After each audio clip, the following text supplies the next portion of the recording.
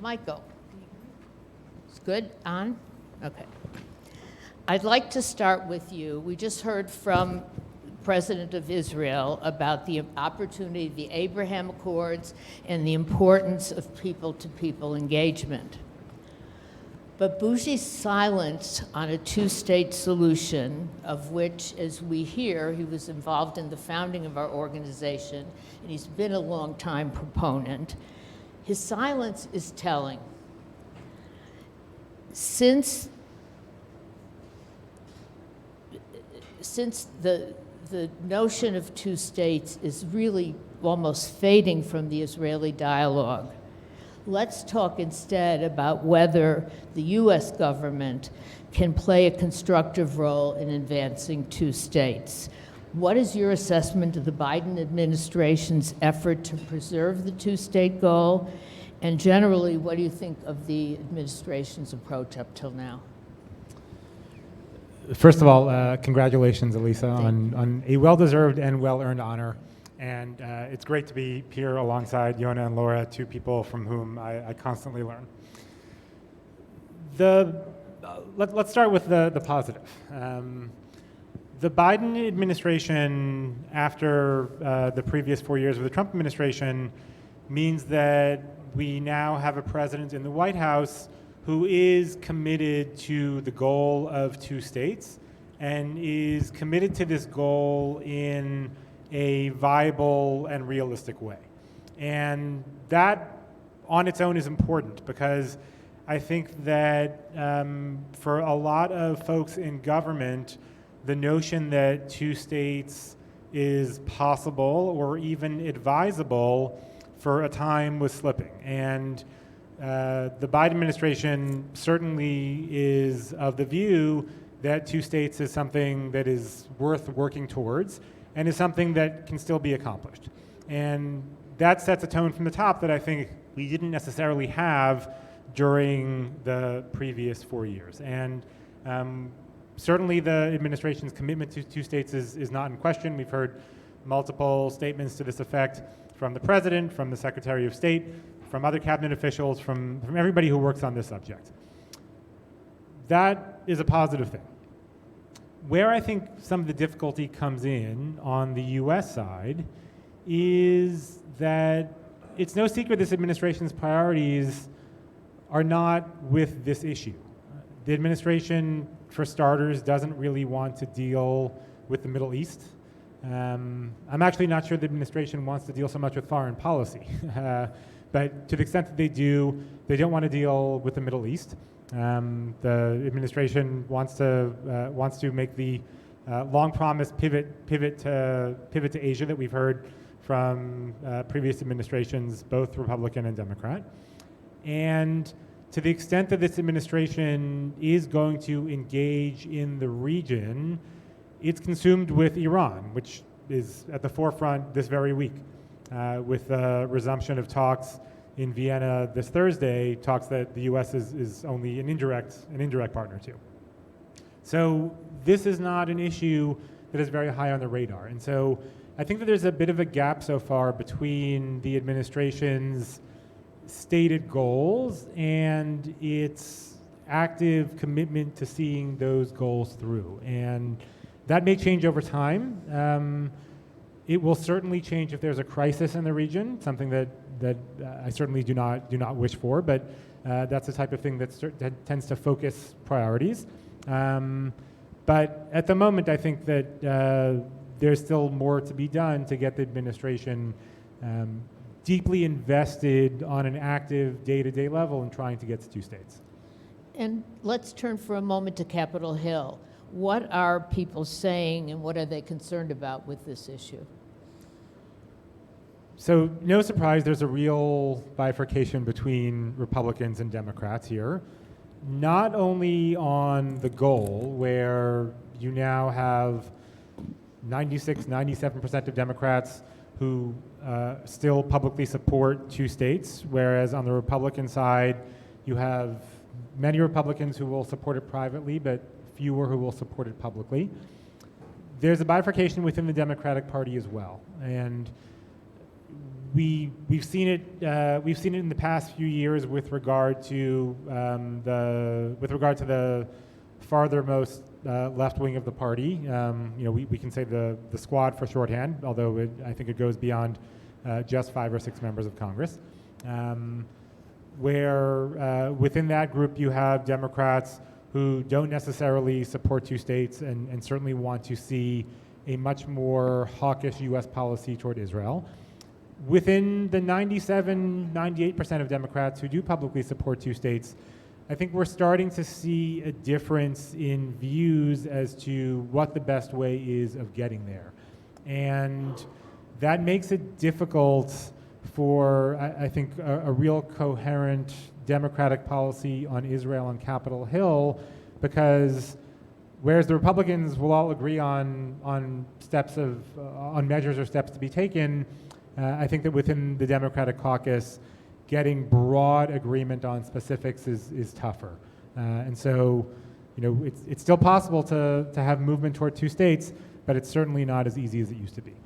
Speaking about bipartisanship, is the U.S. able to be still a credible broker, or is bipartisanship dead when it comes to Israel? So there are 2 parts. There are 2 parts there, right? Whether the U.S. is able to be a credible broker, and whether bipartisanship is dead. On the latter, I'm loath to say that bipartisanship on this issue is completely dead, but it's certainly more difficult to find now than it was in the past. But on the issue of the U.S. being a credible broker, that's still a role that we're able to play. With the Israeli government, there is no substitute for the U.S. The Israeli government, and it doesn't matter really who the prime minister is and which party is in power and how broad or how narrow the coalition, there is no other outside party that any Israeli government of any stripe trusts to really lead on this issue other than the United States. And for the Palestinians, while after the 4 years of the Trump administration, they have professed a willingness to see a more multilateral approach where the U.S. is one of a number of important actors, at the end of the day, there still is no real substitute for the U.S. Actively leading or behind the scenes, more quietly leading on this issue. And so I think that we certainly can be a credible actor, and I think that for any durable, lasting solution, we're going to have to be the dominant outside actor. Laura, I wonder whether, given all the current realities, are there new or emerging trends that you're watching in how American Jews are engaging with Israel and the conflict? I mean, Netanyahu's no longer prime minister after more than a decade, and has that impacted American Jews, and particularly concerned about the next generation? So I think more than anything that's happening in Israel, what's happening in the American Jewish community and in the United States writ large has really caused some trends that change the nature of the American Jewish relationship to Israel and even what the consensus opinions are.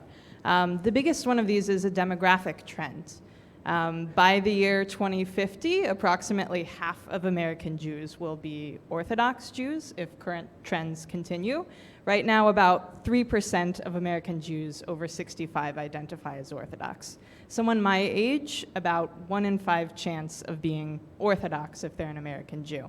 And the American Jewish attitude towards Israel, at least as you mentioned in the video, it's long kind of been taken for granted, this tacit support for Israel, and a lot of that animated from the synagogue and from Jewish communities.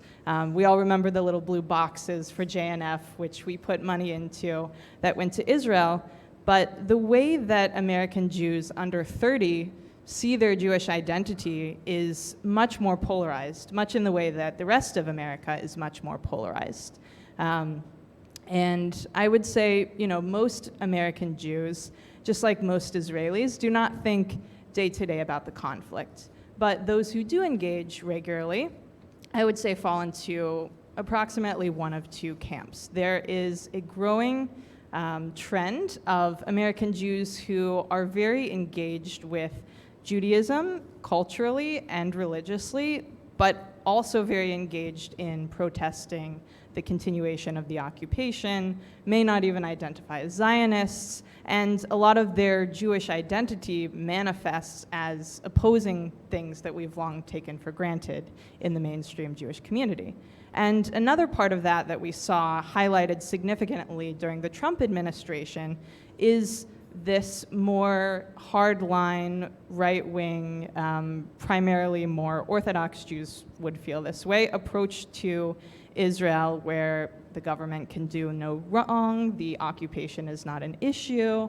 And I think what we really are going to see more of as America keeps polarizing and American Jewry keeps polarizing is this constant struggle between the idea that, you know, Israel is bad and is not a good manifestation of Judaism, and this struggle between traditional values. And that makes it very difficult to talk about actual workable solutions when the American Jewish community itself is so bifurcated.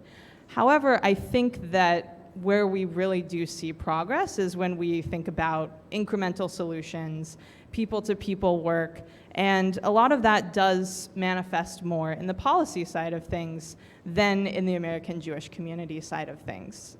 Within the Republican Party, for example, American Jews are not driving Israel's strategy. Evangelicals are driving Israel's strategy. They're a primary voting base for the Republican Party, and we need to realize that, you know, those players are going to have a lot more of an impact than American Jewish leaders within the Republican Party specifically. So that's one significant trend that is very important to keep in mind. But I think number two, we're seeing this worrying trend recently, and Michael talked about this a little bit in describing the Biden administration's approach.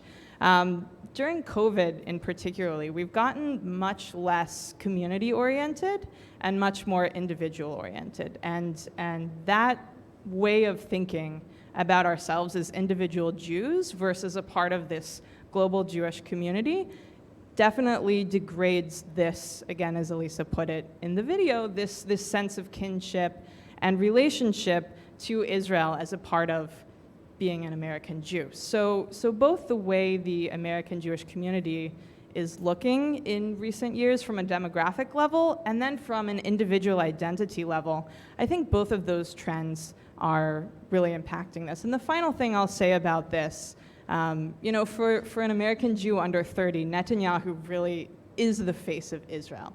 And we saw this trend that I've written about before where in Israel, young Jews are increasingly more right-wing, and in the United States, young Jews are increasingly more left-wing.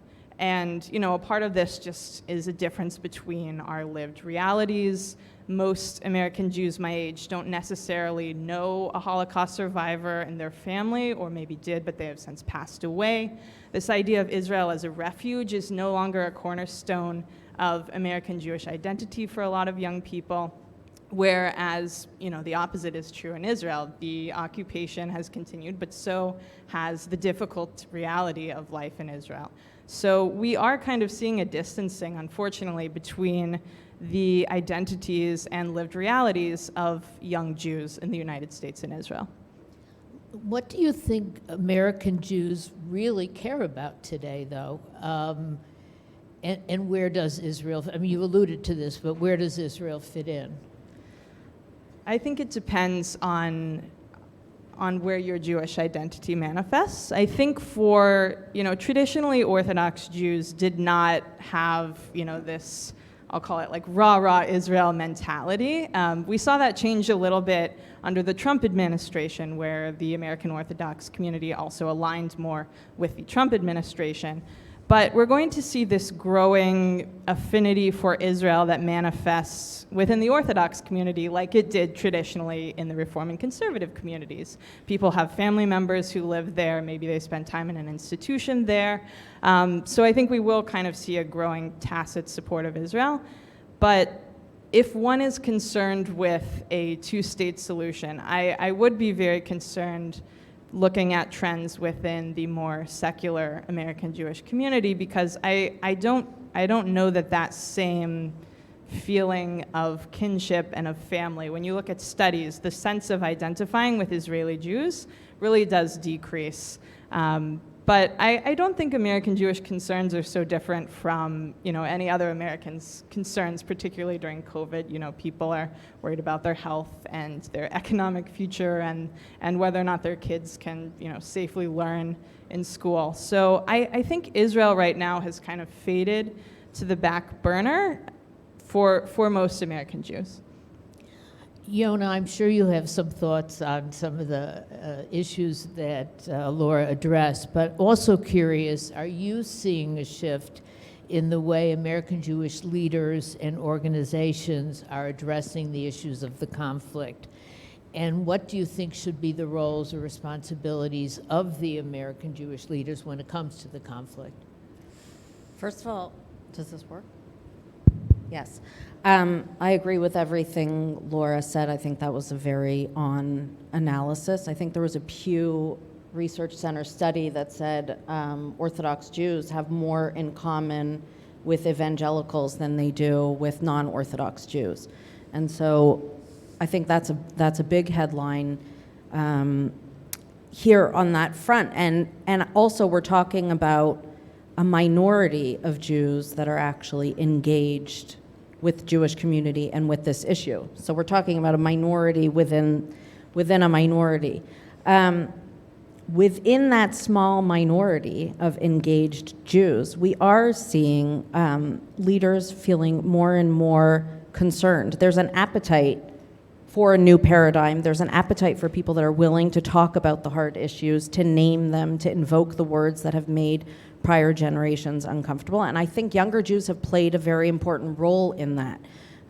For my generation, under 50, we tried to play a more polite game in terms of changing communal norms on this issue. And really single-handedly, I would say the millennials with If Not Now and some of the other activist organizations single-handedly sort of forced open the conversation, and I think creates an appetite for institutional leaders to figure out how to close the gap. There's a lag, though.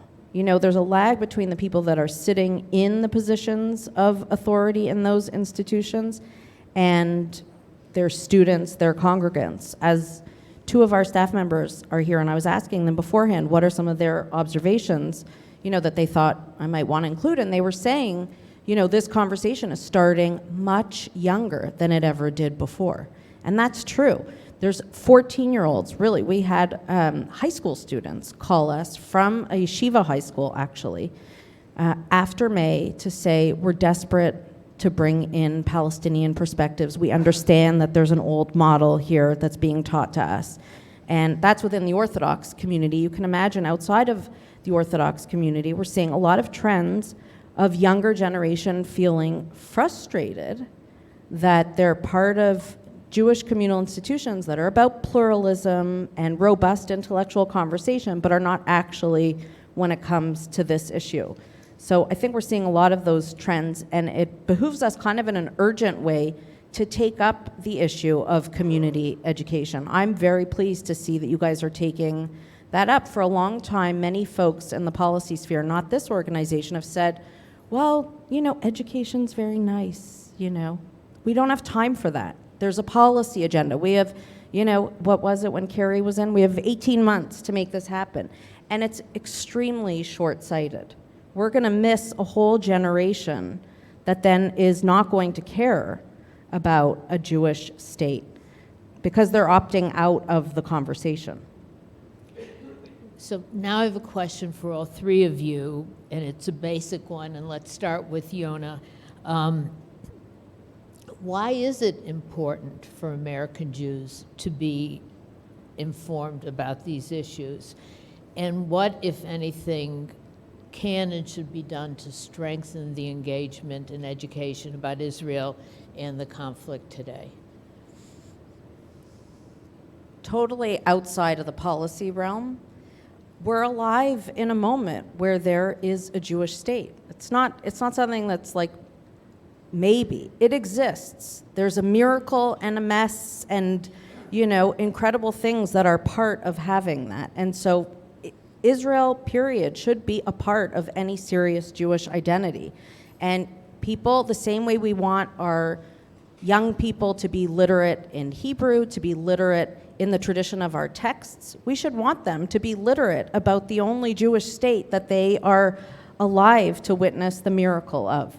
So first and foremost, I just think from a Jewish peoplehood perspective, it's ultimately critical. Second of all, here in the United States, we are one of two of the largest centers of Jewish life. We have a role to play. We have a role to play in what's happening in Israel, and we have a role to play in what's happening here. Thirdly, as I've said to some of my colleagues, rabbis, educators who don't want to touch this issue, I'm going to focus on racial justice. I'm going to focus on immigration. I'm going to focus on abortion. Good luck doing that without talking about Israel-Palestine. Best of luck to you on that.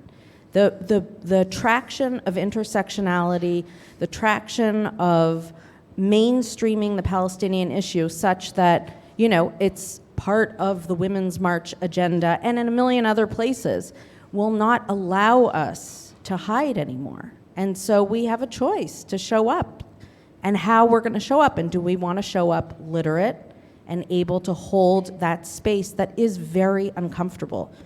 But that space, as you see a country that's moving increasingly in illiberal directions, how do you convince this population that cares about liberal democracy to stay connected?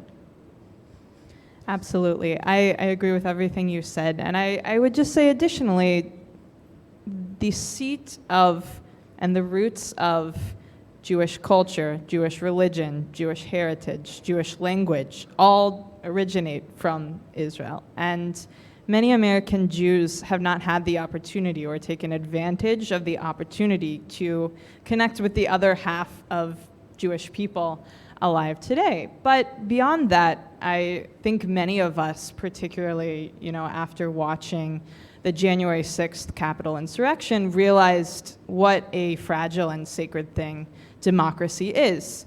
And I think looking abroad in general at how fragile other democracies are and the challenges they face and the ways in which they've been able to overcome or are still grappling with particular challenges is a very valuable exercise for anyone who's concerned with preserving our own fragile democratic state. So I think in so much as the continuation of this sense of Jewish peoplehood, if it even does still exist, is important, then engaging with Israel is important. But beyond that, I think in general it's very valuable to connect with and engage with another democracy going through so many challenges and to be able to learn with and engage with them.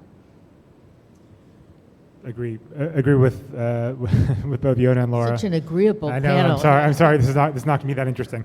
And I would have actually framed it almost word for word how Yona framed it. I'll add a couple of things on top, which is that the entire development of whether you're Orthodox, conservative, Reform, you don't affiliate, the entire development of Judaism today occurred in a situation of either diaspora or no Jewish sovereignty in the land of Israel. Post Second Temple Judaism, which is what we are all living in, was a response to the loss of political and religious sovereignty in the land. And I think that to live today as if we still have that basic situation when we don't seems not only like a wasted opportunity, but in some ways foolish. And it's also the case that, to Laura's point about American Jews who don't want to engage with Israel and whose Jewish identity is increasingly separate from anything having to do with Israel.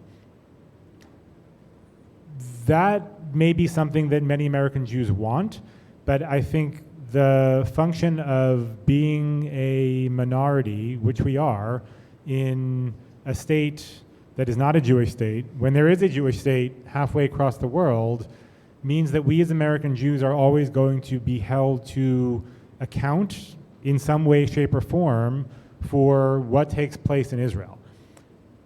Is that fair? No.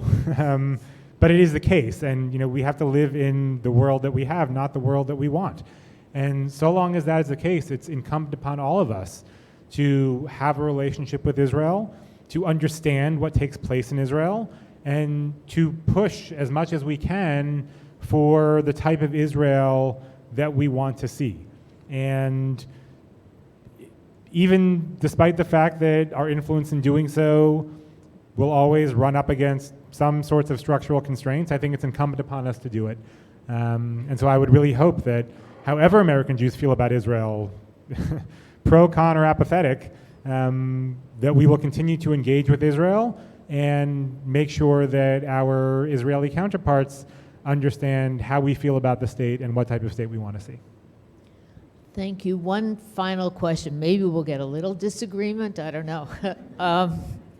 Is as we're heading into 2022, what should we be watching, or whether it's in relation to the conflict, to Israel, or to the community, what should we be paying close attention to? Something that's very interesting to me that's happening within Israel specifically is the increasing, I would say, marginalization of the hard-line ultra-Orthodox parties within Israel. Netanyahu, most of his governing coalitions, if not all of them, relied on the support of the ultra-Orthodox parties. And this is the first time in a long time, the current government, that has not been the reality. And different demographic trends are happening within Israel than here, but I think it's the degree to which religious life is controlled by a minority within Israel is very important for both Judaism and democracy within Israel. So that's something that I'm watching very closely, and the Israeli press, both in English and Hebrew, has been covering to some degree. I would say here, I am very concerned. Jonathan Greenblatt, the head of the Anti-Defamation League, wrote a good article for the Washington Post recently in which he compared right-wing anti-Semitism in the United States to a tsunami, but left-wing anti-Semitism in the United States to climate change. And I think a lot of us who sit at the center or center-left had a very easy time in the last 5-6 years pointing to the hundreds and thousands of examples of hard-line extremist, white nationalist, anti-Semitic violence, anti-Semitism online as the biggest threat to American Jews and to Jews globally. And that reality is something that I certainly took for granted, and I don't think we can take for granted as hardliners within both parties gain increasing strongholds and the parties themselves continue to struggle against hardline actors within. So I'm particularly concerned for the implications on American democracy and what it'll mean to be a Jewish American living in that reality.